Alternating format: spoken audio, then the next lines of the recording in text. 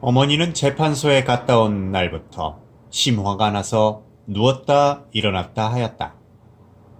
풀렁바지를 입고 용수를 쓴 오빠의 꼴이 눈앞에 어른거려 잠을 못 이루는 눈치다. 눈물이 마를 새 없고 눈시울이 부어서 벌게 썼다. 몇 해 징역이나 될까 판결이 궁금하다기보다 무섭다. 엄정한 재판장의 모양이 눈에 삼삼하다. 종가에서는 발조차 일절 끊었다. 스산한 속에도 단호가 가까워 온다. 거리 앞 장대에서는 매년같이 시민운동회가 성대하게 열린다는 바람에 거리 사람들은 설렌다.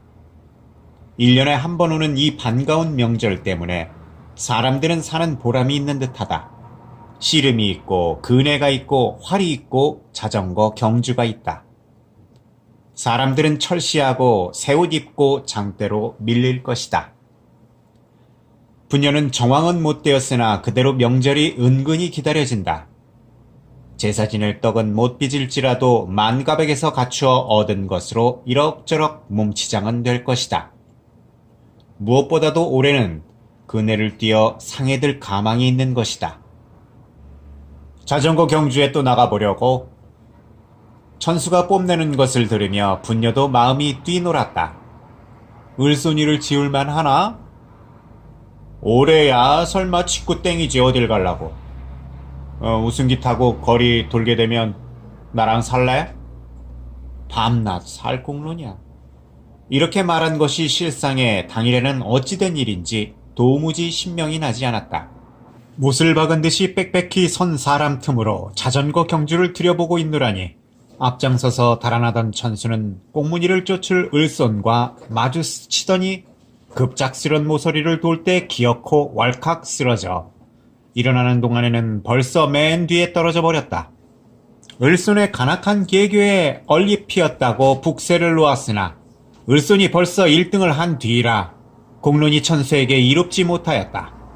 조마조마 들여다보던 분녀는 낙심이 되어 차례가 와 그네에 올라왔을 때에도 마음이 허전허전하였다. 나조차 마저 실패하면 어쩌노 생각하며 애써 힘을 주어 솟구기 시작하였다. 희뚝거리던 설계도 차차 편편하여지고 두 소나기에 봐도 힘차고 탐탁하게 활같이 휘었다 펴졌다 한다. 그네와 몸이 알맞게 어울려 빨리 닿는 수레를 탄 것 같이 유쾌하다. 나갈 때에는 눈이 휘연하고 치맛자락이 너벼시 나부낀다. 다리 밑에 울며줄며 선 사람들의 수천의 눈방울이 몸을 따라 왔다 갔다 한다. 하늘에 오를 것 같고 땅을 차지한 것도 같다. 땅 위의 걱정은 어디로 날아간 듯 싶다. 바에 달린 줄이 휘젓이 뻗쳐 방울이 달랑 울릴 때도 얼마 남지 않은 것 같다. 아래에서는 연방 추스리는 말과 힘을 매기는 고함이 들린다. 몸은 퍼질 대로 퍼지고 1등도 머지않다. 그때였다. 들어왔다 마지막 힘을 불끈 내어 강물같이 후려시 솟아나갈 때 벌판으로 달리는 눈동자 속에 문득 맞은편 숲풀 속에 요절을 한 점의 광경이 들어왔다. 순간 눈이 새까매지고 허리가 휘친 꺾이며 힘이 푹 쓰러지는 것이었다. 왕가일까? 추측하며 재차 솟구며 나가 내려다보니 움직이지도 않고 그대로 서 있는 꼴이 개울 옆 숲을 그늘 아래 완연하다. 그 불축한 녀석은 참다 못해 그 자리에 선 것이 아니요 확실히 일부러 그 꼴을 하고 서서 이쪽을 정신없이 쳐다보는 것이다.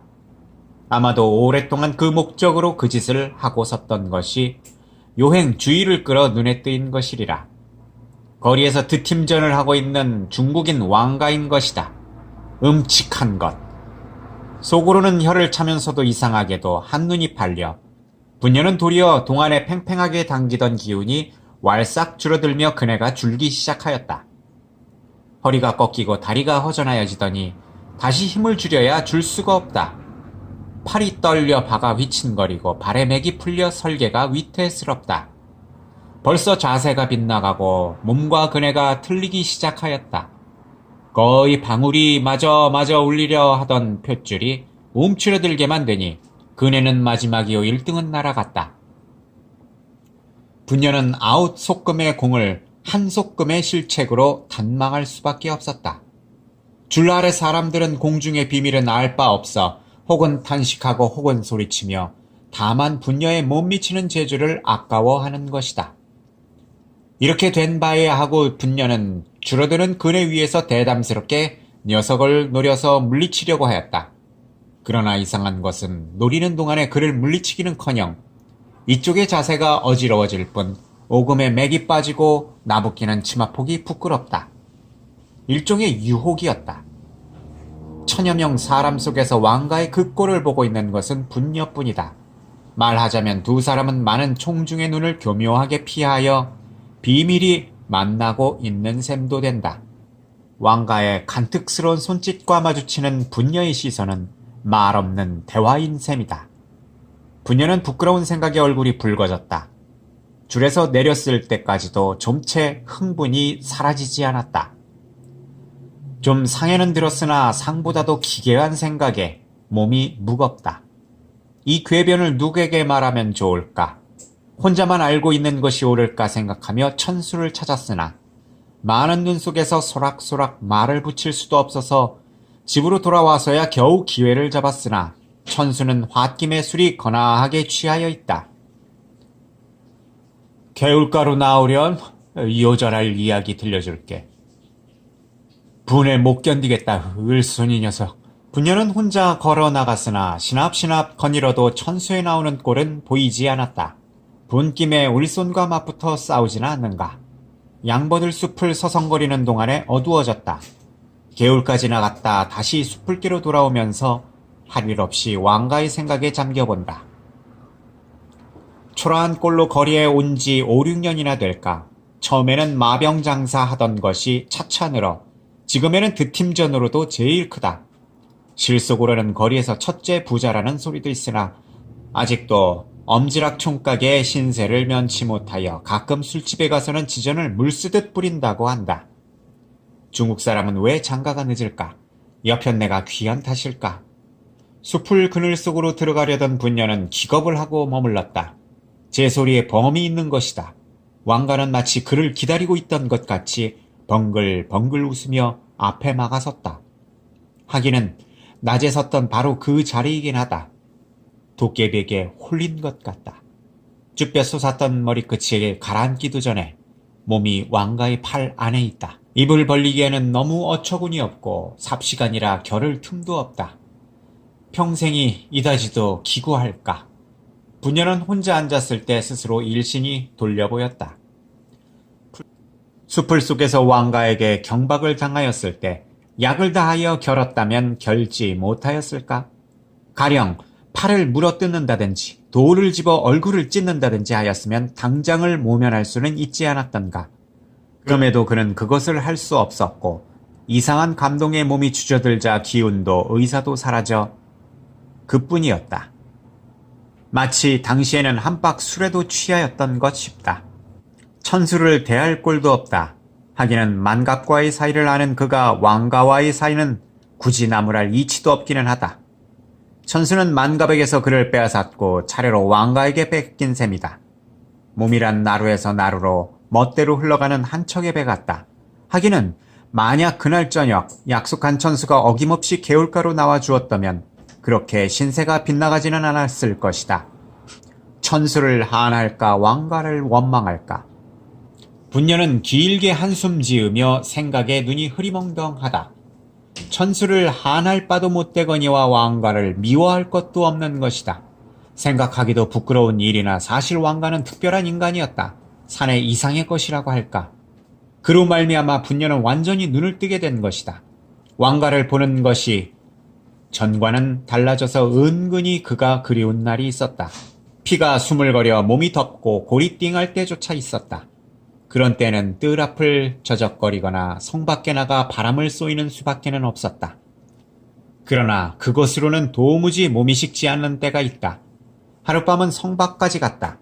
돌아오는 길에 거리를 거쳤다. 눈치를 보아 왕가와 만날 수 있지는 않을까 하는 속심도 없는 바 아니었다. 두근거리는 마음에 남문을 지날 때 돌연히 천수를 만났다. 조심하는 탓으로 태도가 드러나 보였는지 천수는 어둠 속으로 소매를 이끌더니 첫마디의 싫은 소리였다. 요새 꼴이 틀렸건. 영문을 몰라 맞장구를 쳤다. 꼴이 틀렸다니 무슨 눈이 뒤집혔단 말이야? 눈도 뒤집혔는지 모르지. 무슨 소리냐? 요새 환장할 지경이지? 또 술 취했구나. 은손이한테 지더니 밤낮 술이야? 어물쩡하게 딴소리는 그만둬. 쏘더니 목소리를 가라. 사람이 그렇게 해프면 못 쓴다. 아무리 너기로서니 천덕꾸니가 되면 마지막이야. 무엇을 말이냐? 그래도 시침대니? 왕가의 집 말이야. 분녀는 뜬금하여 입이 막 켜버렸다. 숲을 속에서 본 사람 있어. 사람은 속여도 하늘의 눈은 못 속인다. 따귀를 붙인다. 분녀는 주춤하여 자세가 휘었다. 다시 그러면 왕가를 찔러라도 눕힐 테야. 치가 떨려 못 살겠다. 한참이나 잠자코 섰던 분녀는 겨우 입을 열었다. 너 옵서피 얼마나 넓으냐? 내가 너한테 매였단 말이야? 왕가와 너와 못하고 낳은 것이 뭐니?